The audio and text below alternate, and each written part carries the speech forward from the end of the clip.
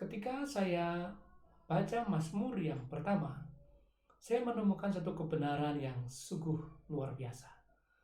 Kebenaran itu adalah hidup itu pilihan. Di dalam Mazmur yang pertama ini ada dua pilihan yang diperhadapkan kepada kita. Dua pilihan tersebut adalah yang pertama hidup berbahagia dan yang kedua adalah hidup yang tidak berbahagia. Hidup yang berbahagia itu disebutkan di dalam ayat yang pertama dan kedua, yaitu berbahagialah orang yang tidak berjalan menurut nasihat orang fasik, yang tidak berdiri di jalan orang berdosa, dan yang tidak duduk dalam kumpulan pencemooh, tetapi yang kesukaannya ialah Taurat Tuhan, dan yang merenungkan Taurat itu siang dan malam. Dengan demikian, hidup yang tidak berbahagia adalah kehidupan yang sebaliknya daripada bagian firman Tuhan ini. Dia tidak berjalan menurut nasihat orang fasik. Dia berdiri di jalan orang berdosa, duduk di dalam kumpulan pencemooh, dan tidak suka mendengarkan kebenaran firman Tuhan. Masing-masing pilihan itu memiliki dampaknya masing-masing. Dan itu bisa kita lihat di dalam ayat yang ketiga. Apabila kita memilih untuk hidup berbahagia, maka firman Tuhan di dalam ayat yang ketiga disebutkan, ia seperti pohon yang sengaja ditanam dan dialiri air. Yang kedua, yang menghasilkan buahnya pada musimnya. Dan yang ketiga, dan yang tidak layu daunnya, artinya dia tetap produktif. Dan yang keempat, apa saja yang diperbuatnya berhasil. Dengan demikian, dampak daripada pilihan hidup yang sengaja memilih hidup tidak berbahagia, maka hidupnya akan seperti tanaman liar. Yang kedua, dia tidak mampu menghasilkan buah pada musimnya. Hidupnya sangat tergantung dengan situasi dan kondisi, dan hasil yang dikerjakan belum tentu berhasil.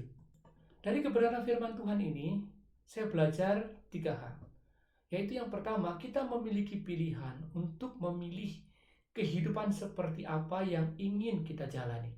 Apakah kehidupan yang berbahagia ataukah kehidupan yang tidak berbahagia? Kita punya pilihan itu.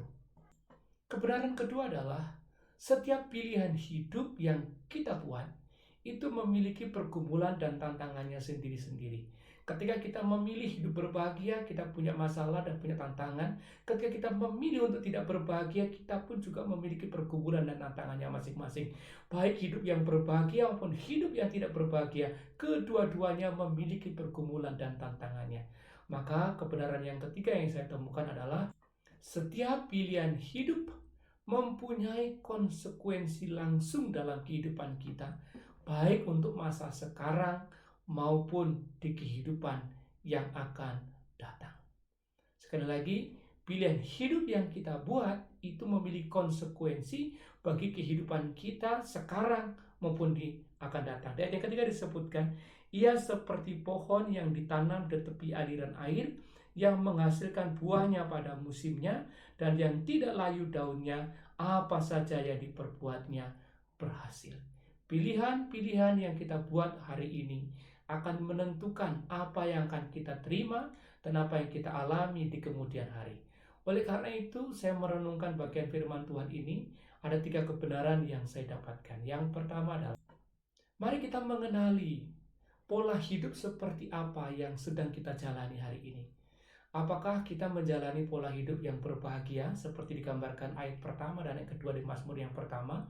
Ataukah kita sedang menjalani pola hidup yang tidak berbahagia, artinya bertentangan dengan firman Tuhan itu?